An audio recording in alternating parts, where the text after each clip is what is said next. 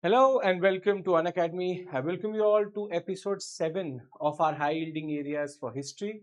And today we'll be completing the national movement from 1935 till 1947.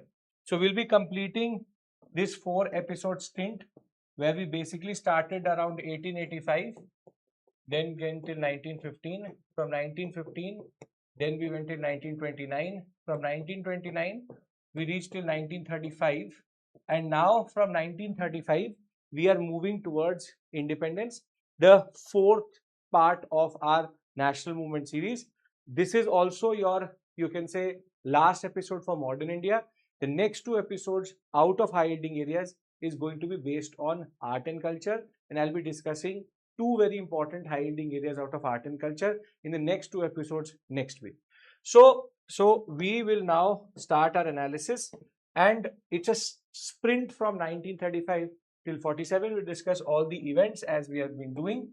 And if you need the PPT of this session, you'll find it in this Telegram channel. Any issue or if you want to know what is happening, this is the Telegram channel to go for. And at this point of time, we are running the Iconic Pro program offer. For 74,999, you can get one-to-one mentorship with me. There are 30 slots with me for my mentorship. So you will get Iconic plus Pro means that you will get mentorship under me, unlimited mentorship with other qualified mentors 24/7. Along with that, you will get URTS, MRTS, and also access to all optional subjects. So basically, it becomes Iconic Pro and Combo, everything together. We have never come up with this type of a program where you have an option to have a teacher mentor also at the same point of time, mentorship, along with that optional URTS, MRTS, Iconic Pro, everything together. At this price, it is actually a steal. Use the code IIS English to join my batch for Iconic Pro. Now, let's talk about this phase from 1935 till 1947. And this phase mostly is dominated by first the tensions of Gandhi and Bose, then the Second World War. Basically, this whole phase from 39 to 45 as it is will be dominated by the First World War. But initially, it will start with what is called as Gandhi-Bose tensions. Now, when we talk about Gandhi-Bose tensions, it will manifest itself in 1936, 1937, 1938 and 1939 period. That too, in the 36-37 period, we see that there is elections which are based on the Government of India Act 1935. That is where the Congress ministries will be established. But Bose will start to emerge as a very important leader. He will start to come into the forefront. And it is at the Haripura and the Tripuri session that basically the problems will come to the forefront. Now, let's be very clear that Gandhi and Bose represent two different spectrums. Bose, socialistically oriented, Congress left, talks about violence if necessary and needed should be used. The fact that we should use the Second World War as an opportunity to get some form of concession, even independence. And therefore, the idea was that you should use this as a weak point for the British. Even if needed, we should go to the fascists also. Gandhi, on the other hand, conservative, does not want social change. Socialism is too radical for him. He believes in ahimsa, the idea that I will never embarrass the British during the war. I will stand by the British because they represent democracy over the fascists. So both represent two opposite spectrums of understanding. Nehru is in the middle, who basically says we should avoid violence. If needed, we should use it. Then he says social change has to be there, but through democratic means. And the war should not be unconditionally supported, as Gandhi said, but we need concessions to be on board. The INC will only support the British if they give concessions. If they give concessions, we will support the British. That is where Nehru is going to emerge as a very important personality. In the spectrum, Gandhi is going to be too conservative, unconditional support. Bose is going to be too radical, use the Second World War as an opportunity to start a national movement. And in between will be Nehru, who basically will say that we basically can take both on board. Violence should be avoided, but can be used. No unconditional support, but not starting a movement itself. Get concessions from the British, and that is what is going to be August of our Cripps mission, as we will see. So the conflict between Gandhi and Bose will actually manifest itself in the Haripura session first, because at the Haripura session, Gandhi will see a radical side of Bose, and he will feel that that means that he is steering the INC in a direction which he did not want to. This is where Bose had become extremely popular, and that is why when in the Tripuri session, this is 1938, this is 1939, just before the war. At the Tripuri session, first Patabi Sitaramaiah was nominated by Gandhi to lead the way when it comes to the presidentship. Patabi Sitaramaiah will be defeated, and here Gandhi will say, Patabi's defeat is my defeat, and Bose will become president. But when Bose will become president, he will question the national instinct of the AICC or the All India Congress Committee, CWC. CWC is going to resign, all mostly Gandhian leaders. Once they will resign, Bose will be cornered by the fact that he had questioned very big leaders such as Vallabhbhai Patel, Sridhar Gopalachari, Rajendra Prasad, J.B. Kriplani. That was problematic, and therefore once he will basically question the nationalism of the CWC, they will resign. Gandhi will now see an opportunity here, wherein Bose will say to Gandhi that you nominate a CWC. Gandhi will say that I will not impose anything on you. And here Bose will start to get cornered by the CWC and Gandhi, and he will have no other option but to resign. When he will resign, he will create what is called as the forward bloc. The forward bloc then also tried to start a movement without asking the AICC. That is why Bose will be then expelled from the INC because of his actions. Do understand one thing, that the Congress socialists were not united at this point of time. The communists were supporting Bose, but the socialists were supporting the Gandhian faction. They did not want a split. Therefore, these two movements are considered to be problematic in the overall understanding. So the Haripura session is Bose coming into context, and the Tripuri session is Bose then basically saying that we should start a movement. He questioned the, you can say, the nationalistic instinct of the CWC. That is where he would have to resign later, because there will be no impasse, and thereafter he will go for forward bloc. He will then be expelled out of the INC, and then he will further go into his own tangent of the INA, as we will discuss. So Gandhi-Bose tensions goes in this way. Now Gandhi-Bose tensions end with the rise of Nehru as an important personality, and in September of 1939, when the Second World War is going to start, Nehru is going to give two conditions for the support of the INC in war cabinet. First, you tell us what is your war aims, what will you give us after the war, and also give us some form of responsible government during the war itself. But Lilithgow rejected what Nehru had to say. That is where two important concepts come through. One is called as the Wardha resolution, and the other one is called as the Ramgarh session.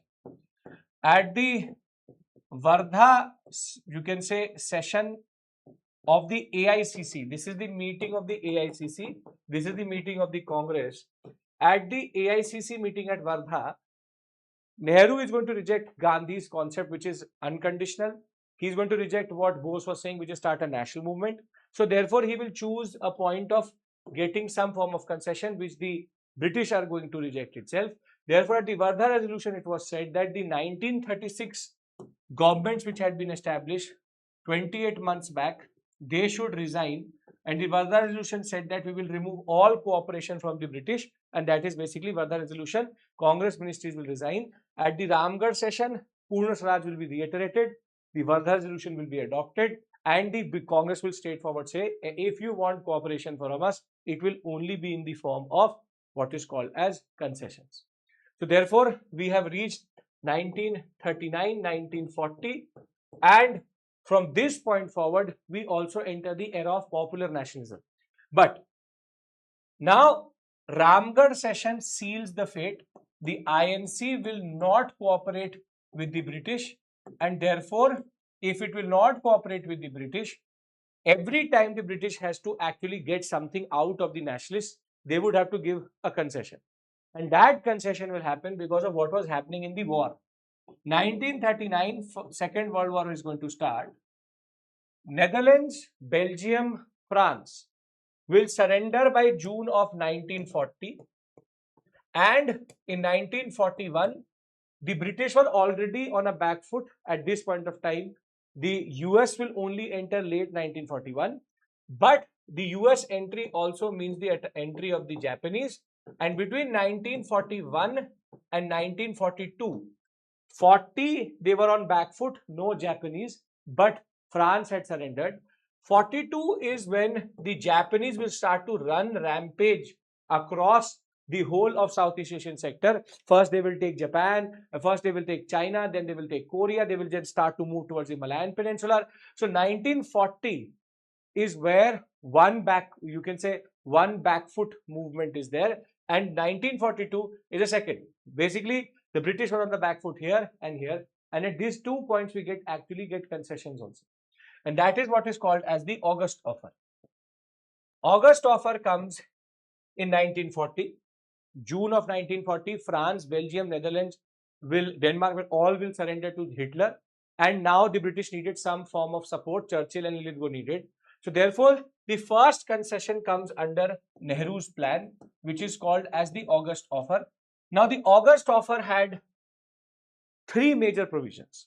First provision was, we are ready to give you dominion status, but within the Commonwealth. At the same point of time, we will create a constituent assembly which will be mainly comprising of Indians.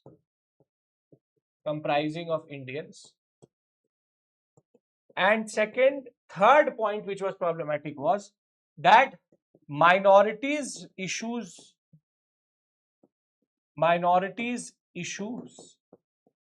should be sorted before any constitutional development. And this is where this is a impact of Jinnah, that basically the religious minorities and the idea of the Muslim minority is basically now raised, and the concept of constitutional development, even independence, will be now made hostage to the aspect of the minorities issue itself, something which had been unlocked in the second roundtable conference itself. Now, obviously, the Congress is going to reject it. The INC rejected it, and it was designed by Lithgow and Churchill also that it becomes a drama done at the world stage, but actually there was nothing concrete being given. India wanted Purna Swaraj, so this is not acceptable. Mainly comprising of Indians means that there can be Britishers also. This is problematic. And second, you are making our constitutional development hostage to minorities issue, specifically the Jinnah, which was also not acceptable. So the August offer was designed in such a way that it would look like an offer, but would not be accepted by anybody, specifically the Congress also. So August offer is rejected. Now, when the August offer comes, the response of the INC to the August offer is called as individual satyagraha. Starts in the period of late 1940, goes on till 41. And the idea is, this is one of the most useless movements ever started by Gandhi. Gandhi was still not on board to start a mass movement. But the idea was that there will be satyagrahis who will start to talk about how civil liberties have been taken away during the Second World War. They will talk about freedom of speech and start to move towards Delhi. From village to village, they will keep on going. That's what's called Delhi Chalo movement. The idea was very simple. If you are arrested, then you stop, but you are waiting to be arrested along the way. You just keep on talking about the British going from village to village. And Vinoba Bhave, Jawaharlal Nehru did this individual satyagraha, got arrested also. 10 to 15,000 people were arrested under individual satyagraha. Not something which was advisable at this point of time, but this was for Gandhi dress rehearsal for something bigger which was coming, which will come also in 1942. Now, 1942 is not a good year for the British generally, initially, because there is the Japanese who are coming from the, you can say, South China Sea sector. And at the same point of time, there will be something happening in the background, which is the INA, which I will discuss with you. But Japanese onslaught and the pressure being created by the Chinese and the Americans on the British leads to the second major concession of this period, which is called as Cripps mission. Stanford Cripps is sent, and Cripps mission is again based on four major provisions, out of which two are good provisions, two are bad provisions. The first provision says that you will get dominion status, but this time they said that we will have an option to leave the Commonwealth. This is exactly the same concept which is given to us when we get independence. The option to leave the Commonwealth, dominion status was only given. Second was that we will have a constituent assembly which will be only Indian. In this, we will take through proportional representation. We will take from the provinces, and there will be nominated members out of the princely states. This is a good thing. For the first time, we got two very good concrete concessions. First, dominion to leave the Commonwealth. Second, the idea that princely states will nominate, proportional representation, constituent assembly will be created. These two would have led to the INC to accept it, but the next two provisions were problematic. First provision was that if any province wants to create its own constitution, it can do that if it does not want to go with the union. This is called the partition clause, that basically each and every province can basically create their own country itself. This is Jinnah's influence. And second, again, minorities and religious issues have to be resolved before any constitutional development is going to happen. This again is purely based on the fact that these two provisions were made sure, or will make sure, that the INC would never accept the Cripps mission, because there are two good provisions, two bad provisions, and because of these two bad provisions, Cripps mission is going to be. And Lithgow's and Churchill's plan was also to make sure that we don't accept the concept of Cripps mission. Then 1942, we have Cripps mission and its failure. At the same point of time, we also have the first movement, which is considered to be a movement which basically is a popular nationalistic movement, meaning Gandhian phase ends here, because every movement before this point was controlled by Gandhi. But Quit India movement is pure era of popular nationalism. People did not need the traditional leadership. They could easily now do satyagraha without Gandhi. Now, the context of the Quit India movement is an urgency in Gandhi. The same person who in 39 said we will not do it, in 40 he said we will not do it, in 41 he said we will not do it, but in 1942 was in a sense of urgency, was because of the Japanese. The Japanese were coming, the British were leaving all the Southeast Asian sector as it is. The people were going from British colonialism into Japanese imperialism.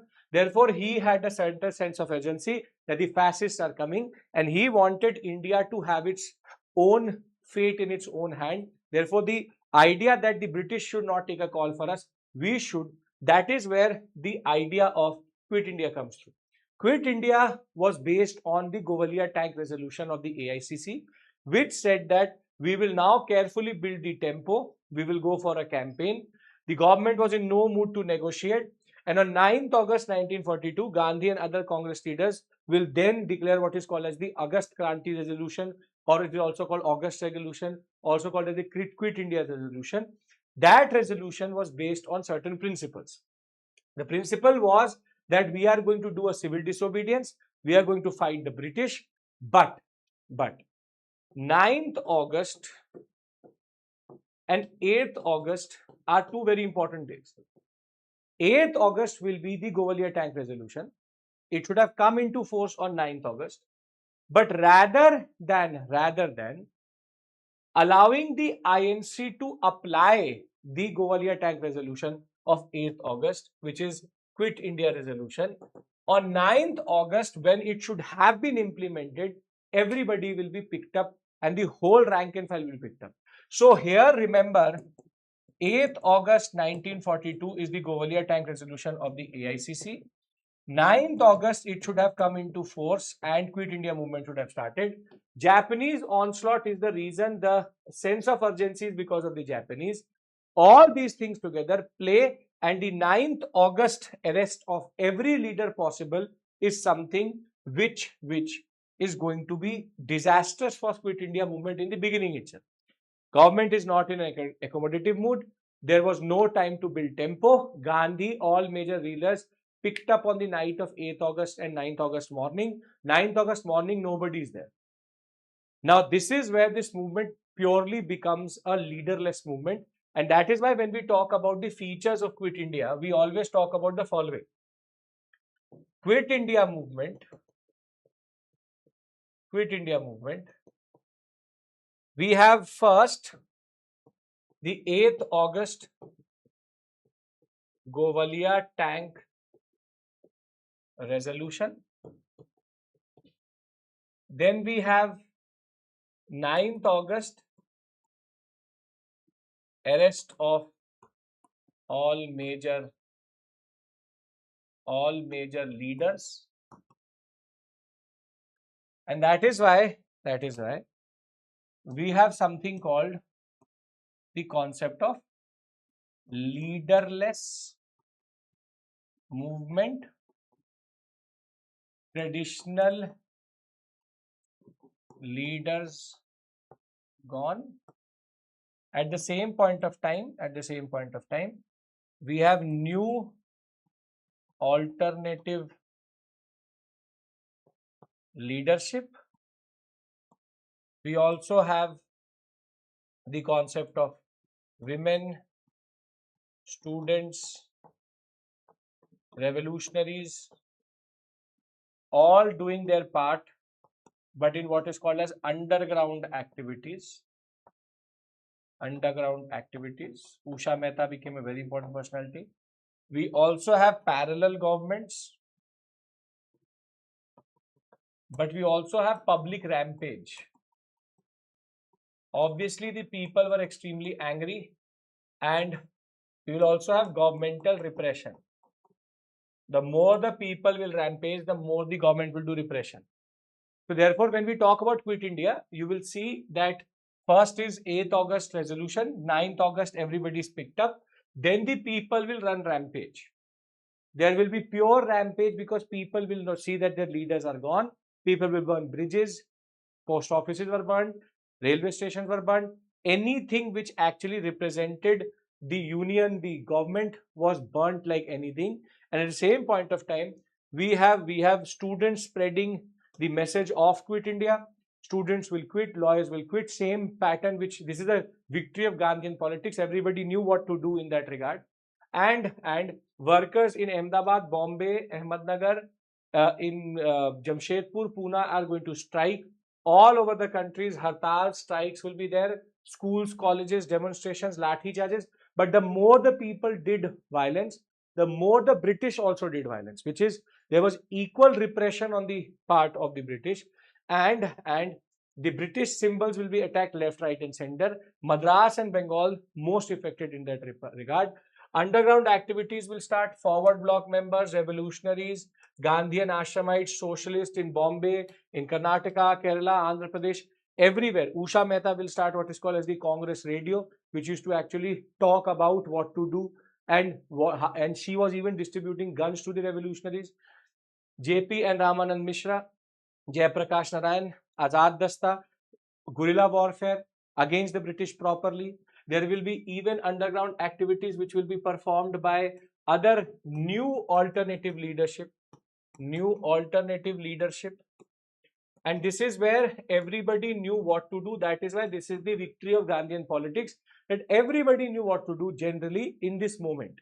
And therefore, there will be even parallel governments which will emerge. In Balia, Chittu Pandey; in Satara, Parthi Sarkar, and you will have governments which were now running on Gandhian principles. In Tamluk, the Jatiya Sarkar, three major parallel governments which emerged based on Gandhian principles in that regard. So it was an all India level movement, strongest in Bihar, UP, Madras, and in Bengal. British authorities in certain parts of UP, Bihar, West Bengal, Odisha, Andhra Pradesh, Tamil Nadu, even were now out of context. They were not even able to control these sectors. Student agitation was there. People say that Gandhi did not stop the violence which happened in Quit India movement, but Gandhi was not there to stop it. That is the whole point. Gandhi was not in charge. This is a movement which was much bigger than CDM, but not in control of Gandhi. Communist Party stayed away because USSR was an ally of the British, so therefore they did not take part. But do remember this point, Quit India is a new page and new chapter in Indian history because it becomes public and popular nationalism. Now leaders are not able. Obviously, Quit India was not going to go anywhere. But 1940, 1941, 1942 is significant period. August offer, Cripps mission, individual satyagrah, 8th August Quit India movement, and this is also the period in which something was happening in the background, something which was happening in the Malayan sector, which is where we get to the story of the Indian National Army and the INA. Now, when you talk about the INA, their timeline is 1940, 41, 42, 43, 44 and 45. The story converges at 45. So, between 40 and 41, it is Mohan Singh who is going to establish the INA. 42, it is going to be Bangkok Conference, and Raj Bihari Bose is now going to become part of the INA itself. 43 is when Subhash Chandra Bose is going to join the INA. 44 is when they will have a lot of good strides, even Rangoon they will reach, they will get Andaman Nicobar Islands. 45 is Imphal campaign, the worst thing which could ever have happened. The Japanese humiliated the INA and they all will get arrested. So, the first phase is when Mohan Singh, a British Indian officer who is going to say that I will stay back and take the help of the Japanese. Using the help of Fujiwara and Gyani Pritam Singh, he is going to get access to the Indian POWs of this sector. Close to 45,000 men were actually given to Mohan Singh after the fall of Singapore. And thereafter, he is going to persuade close to 16,300 men out of these 40,000 to fight for the Indian cause. Mohan Singh is the single-handed reason why the Japanese, you can say, invasion of India was delayed, and he is also the one why the Japanese started to actually not do inhuman activities and had better, you can say, behavioral understanding towards the Indians. This is never acknowledged, but he actually checked the misconduct of the Japanese against Indians. And by September of 1942-ish, you can say early 1942, he had an army ready. This is where in late 1942, you will have Raj Bihari Bose joining the Mohan Singh and the INA in what is called as the Bangkok Conference. At the Bangkok Conference, it will be decided that let us invite Subhash Chandra Bose to come and join the INA itself. Mohan Singh will be the commander-in-chief. Now, but there were serious differences which were emerging between the British and the Japanese and the INA, which is that the Japanese only wanted 2,000 men, whilst Mohan Singh wanted a 2 lakh army. There were differences over this. But now Subhash Chandra Bose, who had been in house arrest, will start to move towards USSR. But when USSR will become the member of the Allied powers, he's going to then go towards Germany. Here he will change his name, meet Hitler. Hitler will say that he will not help Subhash Chandra Bose, but he will be happy to transport him to the Japanese. Japanese will say that in the Malayan Peninsula, there is something called the INA, which has been formed by us. And in 1943, finally, Subhash Chandra Bose is going to reach the Malayan Peninsula and take up the command, or take up the, you can say, commandership of the INA. Between 1943 and 1944, good strides, Azad Hind Fauj, Azad Hind Dasta, there will be multiple. He will say that this is the army of the INC. He will say Gandhi is the father of the nation. Whenever the people of India will ask, during the Quit India movement, they had also played an important role in creating this sense of fervor during 1942 in the Malayan Peninsula itself. They will move first, they will get control over the Andaman Nicobar Islands, then they will shift their headquarters to Rangoon. But the disastrous consequence is going to come in 1945. When it came to the actual invasion of the INA to India and the Japanese, firstly, Japanese did not give arms to the INA. They were not ready to let them fight. They were humiliated left, right and center. And by 45, they were already demoralized. Then when the Japanese started to invade. By 1945, Hitler had surrendered, and in August of 1945, Hiroshima Nagasaki will happen. The INA will be stranded in Imphal, arrested by the British. And this is what is going to create the context for what is called as the INA trials. INA trials is a spectacle which the British wanted to create, totally backfired on them, that we will try the INA leaders and the men as traitors, as treasonous, and then we will create a spectacle out of it. But people saw the INA members as heroes, and this will purely backfire when General Shah Nawaz Khan, P.K. Sehgal and Gurbakh Singh Dhillon will be tried in the Red Fort with this idea that they will be tried, accused of waging war against the king, and the idea was to give them death sentence. So much pressure will be created by the councils, specifically the councils of the Congress by Bhulabhai Desai, K.N. Kadju, Nehru, Asaf Ali, Tej Bahadur Sapru. So much pressure will be created on the British because of the INA week, because of the INA relief fund. Every political party had taken part in this. There were funds created by the AICC, PCC's office. Sarat Bose had collected funds, mayor funds in Bombay. Every political party had come behind the INA members, that they had to acquit all the three members. And INA trials was the first time when the British actually saw what is called as popular nationalism. That is a very important point where the INA story ends, but popular nationalism had now become independent of Gandhi, even the INC. Everybody knew what to do against the British. Whilst all of this was happening, in the June of 1945 itself, before Churchill would have to face the elections, he also did a drama which is called as the Wavell Plan or the Wavell Conference. So INA Imphal campaign will go very bad, Wavell Conference will happen, and then the INA trials will be held.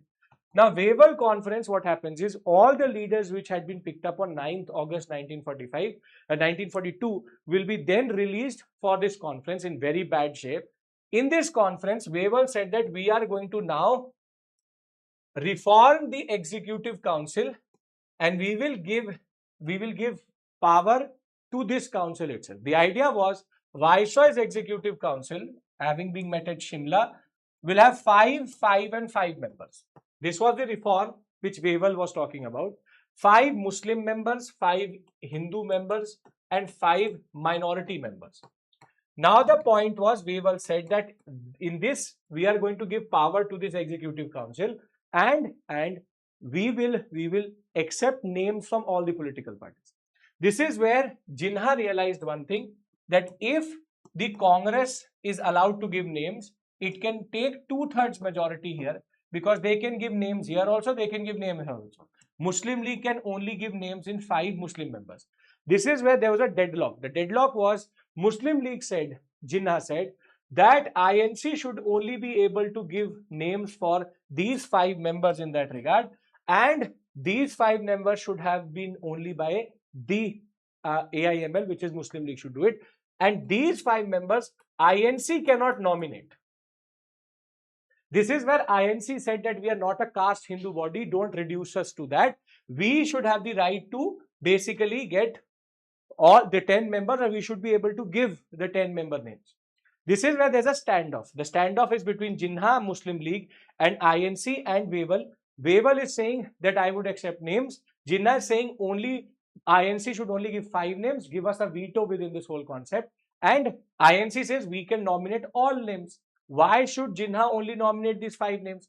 We can nominate Muslim members also, because we have minorities in our party. This is where there's a standoff. Wavell will foolishly dissolve this conference when Jinnah will walk off. This is where Jinnah understood by 1945 that Indian independence was conditioned to partition and his demands. And therefore, it became very clear that Jinnah was given a pure veto over Indian independence itself. So, Wavell Conference is going to be dissolved because Jinnah walked out, foolishly because one political party walked out. This was the power of Jinnah. Now, 1946 and 1947 are 2 very important years, obviously. What has happened in the background is INA movement, then Wavell Conference, then INA trials.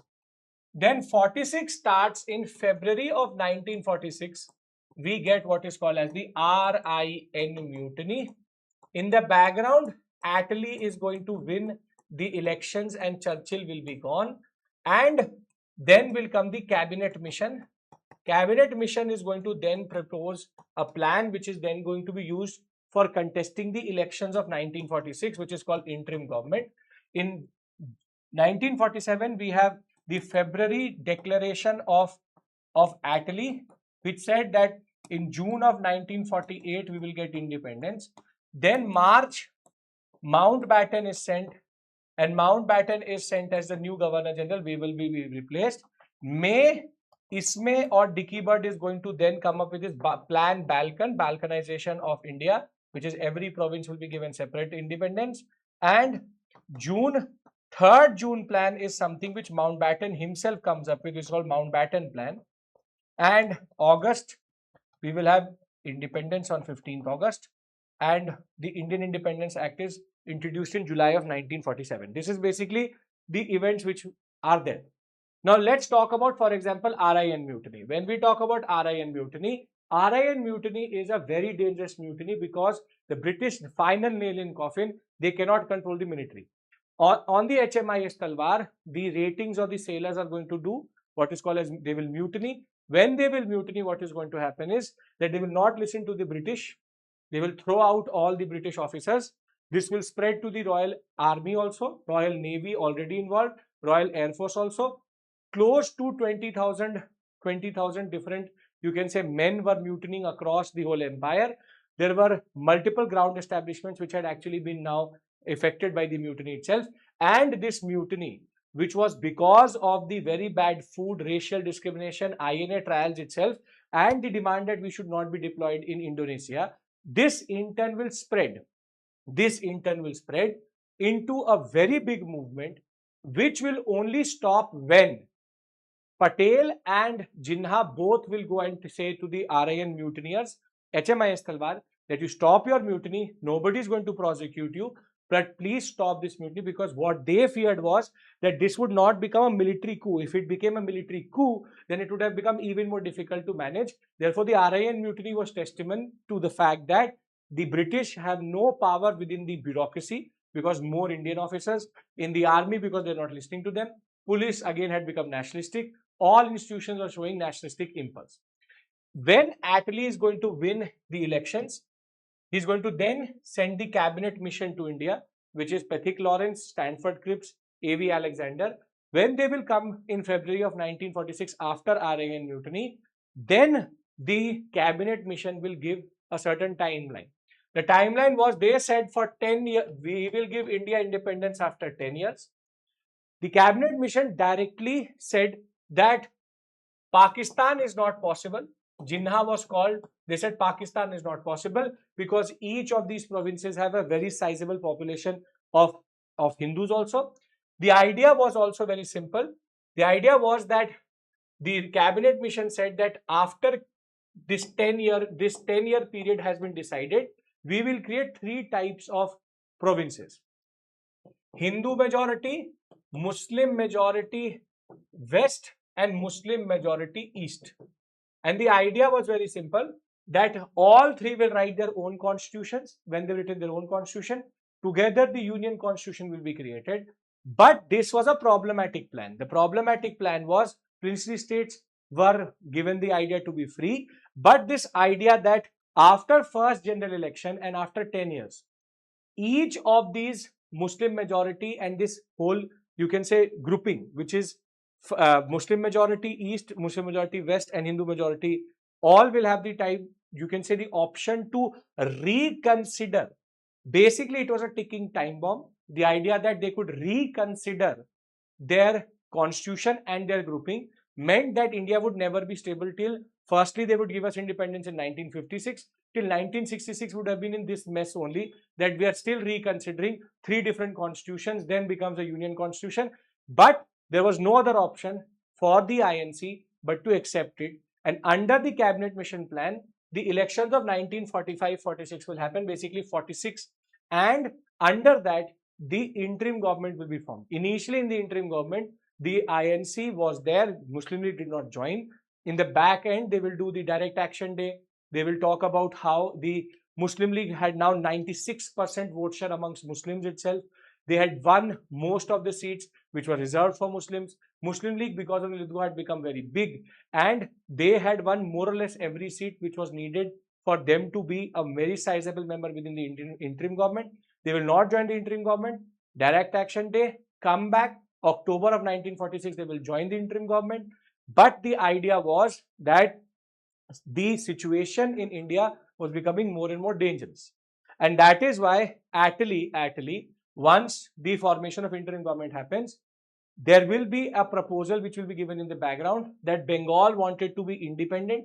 It wanted to be independent country altogether with its own constituent assembly, 30 member constitution also, Muslim CM, Hindu home minister. They had come up with this idea called the Sarat Bose formula or the Sarat formula Bengal Pact, but was not accepted. But what is more dangerous is that Attlee was now feeling that holding on for 10 years would be untenable. That is because of the pressure which the US was creating, the war issues, the wartime destruction which had happened because of Hitler. They were not in a situation to hold on to India for long. Popular nationalism was creating pressure. The Bhaga movement, Telangana movement, everything together creating pressure. And therefore, Attlee in February of 1947 says that we will give India independence in June of 1948. Holding on for 10 years is not possible. Then he asks the crown to change the viceroy. Wavell will be replaced by Mountbatten. Mountbatten will come to India and very quickly realize that the cabinet mission plan is not possible to be put into place. So he will then give a person called Ismay this idea. You have to come up with an idea how communal tensions can be reduced. He will give one of the dumbest idea, which is give every province independence and let them come together. This is called Plan Balkan. Nehru said this is balkanization of India. Nobody is going to come.